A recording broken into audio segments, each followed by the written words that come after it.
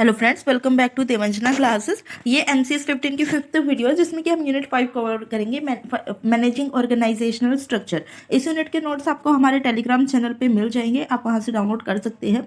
Link हमारा description box में है। ओके, चलिए स्टार्ट करते हैं। सबसे पहले हम ऑब्जेक्टिव्स जान लेते हैं इस यूनिट के क्या क्या ऑब्जेक्टिव्स है। Managing organizational structure primarily involves a relationship between the leader and the team. In this unit, you will learn about managing people at all levels of organization, motivating teams, dynamics of leadership, managing conflicts, taking and implementing decisions. जब हम किसी organisation में काम करते हैं तो वहाँ पे मैनेजमेंट होता है। ओके, मैनेजमेंट क्या करता है, जो ऑर्गेनाइजेशन का स्ट्रक्चर है उसको मैनेज करता है, जिसमें कि वो ये चेक करते हैं कि जो रिलेशनशिप है लीडर के साथ और टीम के साथ वो एक अच्छी रिलेशनशिप है। ओके, तो इस यूनिट में हम पढ़ने जा रहे हैं कि आप किसी भी ऑर्गेनाइजेशन में डिफरेंट लेवल पे लोगों को कैसे मैनेज कर सकते हैं, कैसे ऑर्गेनाइज कर सकते हैं, मोटिवेट कैसे कर सकते हैं टीम को, और लीडरशिप में कैसे चेंजेस कर सकते हैं। अगर कोई मतभेद होता है या कोई कॉन्फ्लिक्ट्स होते हैं उनको कैसे रिजोल्व करना है, और कोई भी डिसीजन हमने लिए है तो उसको कैसे इम्प्लीमेंट करना है किसी भी ऑर्गेनाइजेशन में। ओके, तो सबसे पहले हम जानेंगे the role of a manager. The role of a manager is closely related to the powers that are given at different levels of the organisation, top level, middle level and lower level management. The function of a manager can be divided into formal and informal aspects. Formal functions are to win contracts, delegate duties, expression opinions, and take judicious decisions. Informal functions of a manager are related to a personal style, ability to influence, or charisma, concern for colleagues at all levels. That is the way the manager interacts with other people. जो role है manager का वो related होते हैं कि उसकी जो powers उसे दी गई है वो कैसे यूज़ करता है। मीन्स टॉप लेवल के जो मैनेजर्स होती हैं उनको उनके पावर्स, बहुत सारी पावर्स होती है, या मिडिल लेवल के जो मैनेजर्स हैं वो किस तरह से पावर का यूज़ करते हैं, या लोअर लेवल मैनेजमेंट में किस तरह का पावर का यूज़ किया जाता है। ओके, जो फंक्शन है मैनेजर का वो दो पार्ट्स में हम डिवाइड कर सकते हैं, फॉर्मल फंक्शन और इनफॉर्मल फंक्शन। जो फॉर्मल फंक्शन आता है उसमें कि वो कॉन्ट्रैक्ट कैसे विन करते हैं। मीन्स मान लीजिए जो है कंपनी अपना बिजनेस आउटसोर्स कर रही है तो उसमें डिफरेंट कंपनीज के मैनेजर गए, तो उसमें जो मैनेजर है वो किस तरह से अपना जो कॉन्ट्रैक्ट है उसे हासिल कर सकता है, या फिर मतलब अपनी ड्यूटीज़ कैसे या अपने ओपिनियन कैसे एक्सप्रेस कर सकता है, या जो डिसीजन मेकिंग है वो कैसे करता है। ये सब फॉर्मल जो है एस्पेक्ट्स में आते हैं। ओके, इनफॉर्मल फंक्शन में जो है मैनेजर का पर्सनल स्टाइल रिलेटेड होता है कि वो किस तरह से लोगों को मोटिवेट करता है और किस तरह से लोगों के कंसर्न जो है, कलीग्स के जो कंसर्न है वो उनको हाईलाइट करता है। ओके, या फिर किस तरह से वो जो है टीम के साथ अपना बिहेवियर रखता है। तो ये इनफॉर्मल एस्पेक्ट हो गया किसी भी मैनेजर का। Okay, a manager leads the team with the example and takes the business towards the goals in spite of the expected or unexpected changes in the process sure he achieves personal as well as the company's objective. जो manager होते हैं वो एक team को जो है business growth करने में हेल्प करता है, चाहे कैसी भी सिचुएशन हो, एक्सपेक्टेड सिचुएशन हो या अनएक्सपेक्टेड सिचुएशन हो। Okay, in the process your achieves personal as well as the company's objective. जब ये कंपनी में काम करते हैं तो उनका जो ऑब्जेक्टिव होता है, पर्सनल ऑब्जेक्टिव कि हमें ग्रोथ करनी है, तो वो अपने और कंपनी दोनों को साथ लेके चलता है। Okay, a manager should be able to deal intelligently with tricky situations, keeping in mind existing conflicts of interest in the organisation. जब कोई भी मैनेजर के सामने कोई ट्रिकी सिचुएशन आ जाती है, या कोई ऐसी सिचुएशन जो बहुत ज़्यादा मतलब खराब कर सकती है आपकी ग्रोथ को या ऑर्गेनाइजेशन को, तो उस टाइम पे मैनेजर को इंटेलिजेंटली वर्क करना चाहिए और कोई ऐसे बात निकालना चाहिए कि जिससे कि जो है कोई भी हार्मफुल इफेक्ट ना हो ऑर्गेनाइजेशन पे। For this the executive should be able to resolve or manage his or her inner conflict so that his or her decisions are strongly grounded in reality. Means अगर कोई भी manager है उसके खुद के जो कॉन्फ्लिक्ट्स है वो रिजॉल्व होने चाहिए। अगर कोई मैनेजर है वो कंपनी से खुद ही सेटिस्फाइड नहीं है या खुद ही कंपनी के साथ नहीं है, और जो उसके एम्प्लॉयज़ है वो मतलब भी खुश नहीं है, तो वो जो कंपनी है वो तो मतलब ग्रो नहीं कर पाएगी ना, क्योंकि जो मैनेजर है वही लोगों को मोटिवेट करता काम करने के लिए। अगर वही खुश नहीं है, वही काम नहीं करना चाहता, तो किस तरह से काम होगा, राइट। तो उस जो मैनेजर है उसके खुद के कॉन्फ्लिक्ट्स पहले से सॉल्व होने चाहिए, तभी वो दूसरों के जो कॉन्फ्लिक्ट्स है उनको सॉल्व कर पाएगा। Greater attention must be given to the organisational structure and creating a strong feeling of security or the organisation will greatly suffer. Means जो ऑर्गेनाइजेशन है उसको ज़्यादा मतलब अटेंशन देनी चाहिए स्ट्रक्चर में, या फिर मतलब फीलिंग क्रिएट करने में, जिससे कि जो एम्प्लॉयज़ है वो मोटिवेट हो काम करने के लिए। ओके, अब यहाँ पे कुछ क्वेश्चंस है, in how many aspects are the functions of a manager divided, किसी भी मैनेजर के जो फंक्शन है वो कौन से एस्पेक्ट्स में हम डिवाइड करते हैं। The functions of my manager can be divided into formal and informal aspects. Okay, how does a manager lead a team, कोई भी मैनेजर टीम को कैसे लीड करता है। A manager leads the team by an example. Okay, how should an executive deal with a tricky situation? An executive should resolve his or her honor conflicts so that his or her decisions are strongly grounded in reality. Okay, what should be done if to avoid loss in an organization? जो loss है उसको avoid करने के लिए क्या करना चाहिए? Greater attention must be given to the organizational structure and creating a strong feeling of security or the organization would suffer. Okay, name two duties that come under formal and informal functions of a manager. दो duty बताइए जो formal में आती है और दो duty जो informal function में आती है मैनेजर की। Formal duties are delegate duties and win contracts. Informal duties are charisma and concern for colleagues. Okay, अब हम बात करने वाले लीडरशिप के बारे में। लीडरशिप क्या होती है? किसी भी ग्रुप को या टीम को लीड करना और ग्रोथ अचीव करना, या जो ऑब्जेक्टिव्स पहले से डिफाइन है वो अचीव करना। ओके, तो लीडरशिप के बारे में पढ़ते हैं। There are many aspects that bind employees and corporation together, but it is the leader who builds the relationship. He or she is not primarily a profit generating robot or someone who ensures that the company should survive and prosper at any cost. Such leaders are themselves led by the policies and not principles. They abandon their policies as soon as the profit graph changes. Their commitment to the organization takes a new turn as the profit dips. They talk about controlling the expenditure but keep drawing astronomical salaries for themselves where equality and opportunity rights are violated for junior staff. अब कोई भी organisation है उसमें कोई employ क्यों काम करता है? क्योंकि उसको सैलरी चाहिए, राइट, और जो काम कंपनी उसे काम चाहिए, लेकिन सिर्फ इसी वजह से कोई काम नहीं करता। ओके, एक मैनेजमेंट होता है, एक स्ट्रक्चर होता है ऑर्गेनाइजेशन का। अगर एम्प्लॉय को वहाँ पे अच्छा नहीं लगेगा तो वो काम नहीं करेगा। ओके, तो इसी तरह जो मैनेजर है वो एक सिर्फ प्रॉफिट जनरेटिंग टूल नहीं है कि उसको काम करवाना है लोगों से या प्रॉफिट जनरेट करवाना, वो एक रोबोट नहीं है। ओके, तो जो लीडर है वो बहुत ज़्यादा उनको अपनी रिस्पॉन्सिबिलिटीज़ का पता होना ज़रूरी है। कई लीडर्स क्या करते हैं कि सिर्फ जो कंपनी की पॉलिसीज है उनसे बाइंड करके चलते हैं, मीन्स अगर पॉलिसी ने बोला तो वही वो करेंगे। ओके, इस तरह से मतलब जो ये लीडर्स होते हैं ये अपनी पॉलिसीज जल्दी ही चेंज करते हैं। मान लीजिए प्रॉफिट कम हो रहा है तो पॉलिसीज चेंज कर देंगे कि 8 आवर्स की जगह 9 आवर वर्क करना है। तो इस तरह के जो लीडर है ये गुड लीडर नहीं है। ओके, तो मतलब कई लीडर्स इतनी भी सेल्फिश होते हैं कि वो जो हाई सैलरीज होती है वो अपने लिए रख लेते हैं और जो लो सैलरीज या लो वेजेस या कोई प्रमोशंस है वो जूनियर स्टाफ तक नहीं पहुंच पाता। Okay, Today, leaders in industrial organization must understand that leadership is not a position or a rank. It is primarily and fundamentally a relationship of trust between leaders and other employees. The more the leaders honor this trust, the greater will be their credibility with their staff, and the more effective will be the ability to build and achieve a shared vision. मतलब आजकल के जो leader industrial organisation में उनको ये समझना चाहिए कि जो लीडरशिप है एक पोजीशन या कोई रैंक नहीं है, ये एक फंडामेंटल रिलेशनशिप है विश्वास की, एक लीडर के बीच में और अदर एम्प्लॉयज़ के बीच में। जितना विश्वास एक दूसरे के बीच में होगा उतना ही ज़्यादा जो है क्रेडिबिलिटी होगी एक मैनेजर की या फिर एक लीडर की। ओके, उतना ही अच्छे से वो ऑर्गेनाइजेशन जो उनका विजन है वो अचीव कर पाएगी।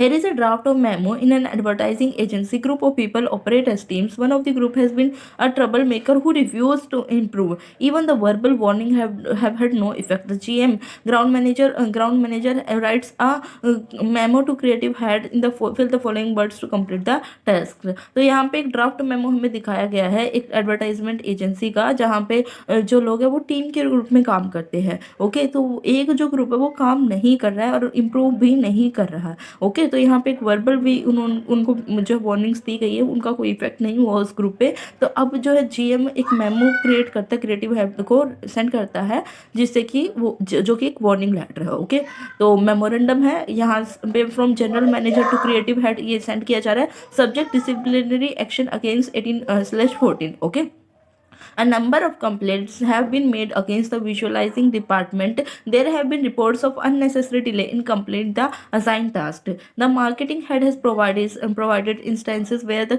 3 crucial presentations were cancelled due to the carelessness of this department. The finance department had already voiced concern over the probable loss to the organization due to the cancellation of the 2 contracts. In spite of verbal warning on 16/1/2003 and assurance of improvement, nothing has changed. Therefore, you are requested obligated to give a clarification within 3 days or face a disciplinary action as per the company rule। तो यहाँ पे जो है ये memorandum भेजा गया है, date यहाँ पे लिखी है। ये एक विजुअलाइजिंग टीम के लिए कंप्लेन है जहाँ पे वो काम नहीं कर रहे हैं, जिसकी वजह से जो है कैंसिल हो रहे प्रोजेक्ट्स, इसीलिए जो उनको वार्निंग लेटर दिया गया है। Okay, discussions and responses. अब यहाँ पे कुछ डिस्कशन है जिन मतलब कोई वर्ड्स होते हैं जिनका जो डिस्कशन और रिस्पॉन्स पहले से ही डिफाइन होता है। ओके, तो फर्स्ट यहाँ पे ए बोल रहे हैं it shouldn't have happen, there are ways of asking people to go. Okay, B reply देता है Jenny couldn't keep the office policy, she was corrected for indiscipline more than once. A I am really very excited about getting this job, I am going to be a part of organisation that has N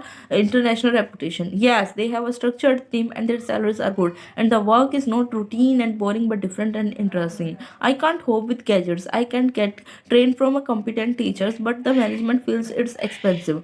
No, negotiations are going to on to the training colleagues for reducing the cost. Now the department will arrange for the training. It takes me an hour to reach work. I got tired but the boss does not understand my problem. Have you spoken to him about this? Does he know about the problem? Okay, degree of probability. जब हम manager के पास या अपने leader के पास कुछ भी काम के लिए जाते हैं, कुछ भी पूछने के लिए जाते हैं, तो वो एक प्रोबेबल आंसर दे सकते हैं कि हो सकता है या नहीं हो सकता है, कितने % हो सकता है, तो ये डिग्री ऑफ प्रोबेबिलिटी कहलाती है। अब डिग्री ऑफ प्रोबेबिलिटी के बारे में जान लेते हैं हम पहले। Degree of probability. Situation often required that the speaker express their meaning with precision. The degree of probability has to be defined. 100% certain. I am certain of the profit. 70% likely. It is likely to be installed today. 50% possible. It is possible that the targets may not meet this quarter due to floods. 25% unlikely. Unlikely that it would be called for an investigation. 0% impossible. It is impossible that she will be called again. तो यहाँ पे degree of probability की बात की गई है, जहाँ पे 100% पॉसिबिलिटी है वहाँ पे सर्टेन का यूज़ किया जाता है, 75% में लाइकली का यूज़ किया जाता है, 50% में पॉसिबल का वर्ड यूज़ किया जाता है, अनलाइकली यूज़ किया जाता है 20% में, और इम्पॉसिबल 0% चांसेस यहाँ पे होते हैं। ओके, इस क्राइम इस सच। अब यहाँ पे कुछ वर्ड्स है जिनमें हमने डिग्री ऑफ प्रोबेबिलिटी का यूज़ किया है, चलिए देखते हैं। फर्स्ट है his crime is such that is unlikely that the management will let him continue as a supervisor. Means उसका यहाँ पे अनलाइकली का यूज़ किया गया है कि जो 25% है उसके चांसेस है वो कंटिन्यू कर पाएगा supervisor. Okay, the changes in the purchase department will make a definite mark, I am certain of it. मतलब जो परचेज डिपार्टमेंट है उसमें कुछ चेंजेस किए गए जिससे कि मैं पूरा विश्वास करता हूँ, सर्टेन मतलब 100% भरोसा है कि जो मार्क्स है वो चेंज होंगे। Okay, the new manager has sent his letter of acceptance, he is likely to join tomorrow. मतलब जो न्यू मैनेजर है वो एक्सेप्टेंस का लेटर भेज दिया उन्होंने, वो हो सकता है 75% चांसेस है कि वो कल ज्वाइन करे। We understand your situation, it is possible that you may get leave. हम आपकी सिचुएशन समझ सकते हैं, 50% चांसेस है कि आपको लीव मिल जाएगी, पॉसिबल मतलब 50% chances. Okay, it is unlikely that we will get permission by new furniture for new furniture from our department. मतलब 25% चांसेस है। ओके, अनलाइकली का मतलब 25%। ओके, रिक्वेस्टिंग और प्लीज़। ओके, तो इसके बारे में भी हम पढ़ेंगे। अभी हमने जो है प्रोबेबिलिटी के बारे में पढ़ा था, अब हम रिक्वेस्टिंग के बारे में पढ़ेंगे। ओके, कि जब हम कोई रिक्वेस्ट रेज करते हैं, कोई हमसे रिक्वेस्ट रेज करता है तो किस तरह से बात करनी है। फर्स्ट है I had like you to please, could you ask to me for, could you please, do you think you could, would you mind. मतलब जब हम कोई भी रिक्वेस्ट करते हैं तो हम ये बोल सकते could you please help me, do you think you could help me, would you mind helping me. इस तरह से जो वर्ड्स है ये हम रिक्वेस्टिंग फॉर्म में यूज़ कर सकते हैं। ओके, नेक्स्ट आता है ग्रांटिंग परमिशन और रिफ्यूजिंग। मतलब जब हम कोई हमसे कोई कंफर्मेशन मांगता है या कोई परमिशन के लिए सीख करता है या कोई मतलब हमें किसी को रिफ्यूज़ करना है तो वो किस तरह के फ्रेजेस हम यहाँ पे यूज़ कर सकते हैं। ओके, फर्स्ट हमारे पास है श्योर, गो हेड, हाँ ज़रूर आप कर सकते हो। By all means I am afraid that is not possible because, मतलब मैं सोचता हूँ कि ये हो सकता है कि पॉसिबल ना हो क्योंकि। Okay, I won't be able to because, मैं नहीं कर पाऊँगा क्योंकि। आई एम सॉरी बट, मैं माफ़ी चाहूँगा लेकिन। No I am afraid you can't because, मैं माफ़ी चाहता हूँ या मैं क्षमा चाहूँगा, आप नहीं कर सकते क्योंकि। ओके, क्रिटिसिज्म और कंप्लेनिंग, जब आप किसी चीज़ को क्रिटिसाइज कर रहे हैं, कंप्लेन कर रहे हैं, तो उस केस में भी फ्रेजेस होते हैं जो कि हम यहाँ पे पढ़ेंगे। I am sorry to have to say this but, मैं माफ़ी चाहूँगा कि मुझे ये कहना पड़ रहा है, लेकिन आई think you may have forgotten, मैं सोच रहा हूँ कि शायद आप भूल गए हैं। It may have slipped your mind but, हो सकता है कि ये आपके दिमाग से निकल गई हो, लेकिन there may have been a misunderstanding about, हो सकता है कि इसके बारे में कुछ गलत फहमी हो। I am afraid norms have been forgotten, मैं भी चाहूँगा लेकिन जो रूल्स है वो भुला दिए गए हैं। ओके, अप्रिशिएटिंग और इनकरेजिंग, जब आप किसी को अप्रिशिएट करते हो, किसी चीज़ को बढ़ावा देते हो, इनकरेज करते हो, तो उस केस में ये फ्रेजेस यूज होंगे। Thanks for your corporation, without it I would like to extend my personal appreciation. We could do it because of the team effort, each member contributed beyond expectations. We are back in business because of, okay, expressions to be used in various situations. अब यहाँ पे जो है कुछ expressions दी गई है जिनको आप particular situations उसमें यूज कर सकते हैं। Okay, voicing your concern for staff conflicts, negotiating difference, reminding norms or organisation reminders of pending work. मतलब यहाँ पे इनके बारे में जो है जो फ्रेजेस दिए गए हैं, I am sorry to have to say but I am afraid norms have been forgotten, it might take alarming shape if refusing permission of leave. I am afraid that is not possible because I won't be able to dash because no I am afraid you can't because requesting staff for extra work or make people work for you. जब आप अपने staff member से बोल दे कि आपको कोई extra hours का काम करवाना हो उनसे, तो आप इस तरह के फ्रेजेस यूज कर सकते हैं। I had like you to dash please, could you please, do you think you could, would you mind plus ING, यहाँ पे जो work would you mind doing some extra work, तो यहाँ पे ING इसलिए यूज़ किया गया है। थैंकिंग स्टाफ फॉर सपोर्ट और शोइंग अप्रिशिएशन, जब अपने स्टाफ मेंबर्स का जो आप थैंक्स कर रहे हैं या अप्रिसिएशन शो कर रहे हैं, तो आप इस तरह के फ्रेजेस यूज़ कर सकते हैं। Thanks for your corporation, without it was impossible. I would like to extend my personal appreciation to all members. We could only have achieved our target because of the team effort done by all of you. Okay? अब grammar में modals होते हैं। Modals क्या होते हैं? जो modals होते हैं वो स्पेशल टाइप की ऑक्सिलरी वर्ब्स होती है जिसे हम किसी भी वर्ब से पहले यूज़ करते हैं परमिशन, एबिलिटी या पॉसिबिलिटी को शो करने के लिए। Okay, The modals are a specific group of auxiliary verbs. We use them before other verbs to express certain meanings. For example, permission, ability, possibility, certainty. Okay? We must list below some of the modals and their function. Can जो है वो एक modal है, use किया जाता है ability के लिए, रिक्वेस्ट के लिए और परमिशन के लिए। कुड भी एबिलिटी, पॉसिबिलिटी और पोलाइट रिक्वेस्ट के लिए यूज़ किया जाता है। वुड यूज़ किया जाता है पोलाइट रिक्वेस्ट के लिए। विल जो है वो कोई ऑफर देने के लिए या एक्सप्रेसिंग द फ्यूचर के लिए यूज़ किया जाता है। शेल हम यूज़ करते हैं सजेशन के लिए या ऑफर के लिए। ओके, शुड यूज़ किया जाता है एडवाइस के लिए। मे यूज़ किया जाता है पॉसिबिलिटी के लिए। हैव गॉट टू यूज़ किया जाता है ऑब्लिगेशन के लिए। मस्ट भी ऑब्लिगेशन के लिए यूज़ किया जाता है। नीड होता है नेसेसिटी के लिए। ओके, अब यहाँ पे कुछ मोडाल्स, हमें मोडाल्स चूज़ करने की कौन सा सेंटेंस में कौन सा मोडाल अप्रोप्रिएट रहेगा। ओके, फर्स्ट सेंटेंस है if you travel to UK you can, should or must have a visa. Can, should or must में से आपको एक चॉइस करना है, तो यहाँ पे मस्ट मतलब कंपल्सरी होना चाहिए। यू शुडंट और डोंट हैव टू और कुडंट लाफ एट पीपल, मतलब आपको नहीं, शुडंट, डोंट हैव टू या कुडंट, तो इसमें शुडंट अप्रोप्रिएट है, मतलब हम तुम्हें किसी के ऊपर हंसना नहीं चाहिए, लोगों पे हंसना नहीं चाहिए। थर्ड हमारे पास है sentence passenger must not, should not smoke in the toilets. यहाँ पे जो अप्रोप्रिएट है must not.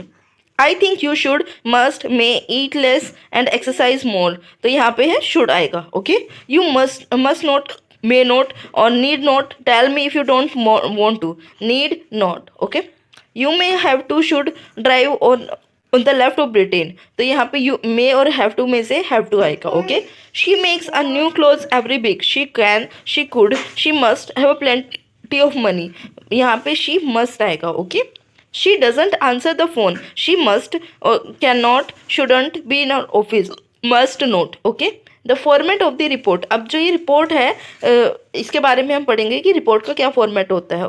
Okay, the format of the report, most reports have at least 3 and sometimes 4 parts. These include introduction, body, conclusion and recommendation. The introduction should state the subject, the purpose of the report. It may also include any background information that is necessary for the reader to follow the report. The introduction is often a good place to refer briefly to any conclusion that may be drawn. अब कोई भी report की ज़रूरत कब होती है organisation में, जब कोई मीटिंग है या कोई इवेंट ऑर्गेनाइज होगा, तो उस केस में रिपोर्ट जो जूनियर टू सीनियर सबमिट करनी पड़ती है, राइट। तो जो रिपोर्ट है उसमें 4 पार्ट्स होते हैं। फर्स्ट इंट्रोडक्शन, वो किस बारे में रिपोर्ट आप लिख रहे हैं। फिर बॉडी, जो बॉडी का जो रिपोर्ट का मेन पार्ट है। फिर कंक्लूजन, और फिर अगर कोई आपकी रिकमेंडेशन है तो वो उसमें आप हेड कर सकते हैं। ओके, तो जो इंट्रोडक्शन है उसमें सब्जेक्ट के बारे में, रिपोर्ट के पर्पस के बारे में होना चाहिए। Okay, in the body of the report the writer must include a clearly organized account of the subject of the report, example the result of service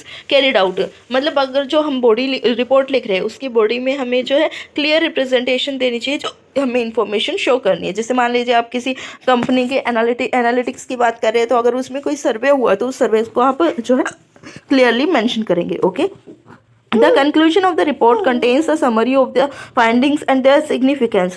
जो conclusion होता है रिपोर्ट का, तो उसमें जो रिपोर्ट की समरी है और जो फाइंडिंग्स, मतलब जो रिपोर्ट में हमने सीखा है, वो हम इंक्लूड करते हैं। Finally in the recommendations are included only suggestion that the writer may make based on the facts of the situation। The recommendations indicate any practical course of action that may be taken। These are often the most important part of the report। जो recommendation है उसमें ये बताया जाता है कि जो चीज़ें ऐड ऑन की जाती है। ओके, अब यहाँ पे एक क्वेश्चन दिया गया है जिसमें कि आपको जो है एक रिपोर्ट तैयार करनी है। Okay, Imagine that your director has asked you to find out the precautions and preparation needs to arrange for the disaster management provisions in your company। Draft a report to the director by expanding the notes into paragraph। जब आप कोई भी report तैयार करते हैं तो उसके लिए आपको जो है एक रिपोर्ट तैयार करनी है। तो ये रिपोर्ट किसको रहेगी? To mister Sunil Sen, director. और नाम लिखना है आपको फ्रॉम नेम दिस। फिर डेट बतानी है, डेट 25 नवंबर 2003 यहाँ पे मेंशन की गई है। अब हम स्टार्ट करते हैं इंट्रोडक्शन के साथ। After the survey it was found that we need protection from three possible dangers that are fire, earthquake and lightning. The warehouse is the most area because of the large amount of paper stored and inadequate safety measures that cracks the last earthquake have widened and the trees around the factory have been burnt by lightning। As we are placed in the area which is prone to above the mentioned dangers, the following precautions and improvements are necessary to avoid major disaster। Firefighting equipment should be maintained regularly and staff should be trained to handle them। Safety regulations should be displayed at various places at the time of any disaster। Hotels should be sounded to signal warming and exit outlets to be highlighted for safe evacuation of the people। Important telephone numbers such as those of hospitals, fire brigade, doctors, company officials should be displayed at various places। Last but not the least, an action committee should be formed and trained to handle the situation calmly। XYZ manager। तो इस report में हम देख सकते हैं कि पहले तो है उन्होंने अपना जो है बॉडी में सबसे पहले इंट्रोडक्शन है कि ये किसको लिखी जा रही है और किसके थ्रू लिखी जा रही है, और डेट उन्होंने मेंशन कर दी। फिर उसके बाद बॉडी क्यों जो है इंट्रोडक्शन में उन्होंने बताया कि क्या उनको ज़रूरत है, तो उन्होंने डिजास्टर मैनेजमेंट के लिए 3 चीज़ों को डिफाइन किया है। फिर बॉडी में बताया उन्होंने किस किस चीज़ की ज़रूरत है, ओके, या क्यों ज़रूरत है। फिर उन्होंने समरी दी है, फिर उन्होंने कंक्लूजन दी, सजेशंस दिए हैं कि last but not the least. इस तरह की फ्रेजेस आप जो है कंक्लूजन में यूज़ कर सकते हैं। ओके, तो ये वीडियो यही खत्म होती है। अगर आपको वीडियो अच्छी लगी तो वीडियो को लाइक और चैनल को सब्सक्राइब ज़रूर कीजिएगा। और मैं बताना चाहूँगी नोट्स आपको हमारे टेलीग्राम चैनल पे मिल जाएंगे, लिंक डिस्क्रिप्शन बॉक्स में, आप वहाँ से जाकर डाउनलोड कर सकते हैं। Thank you so much for watching.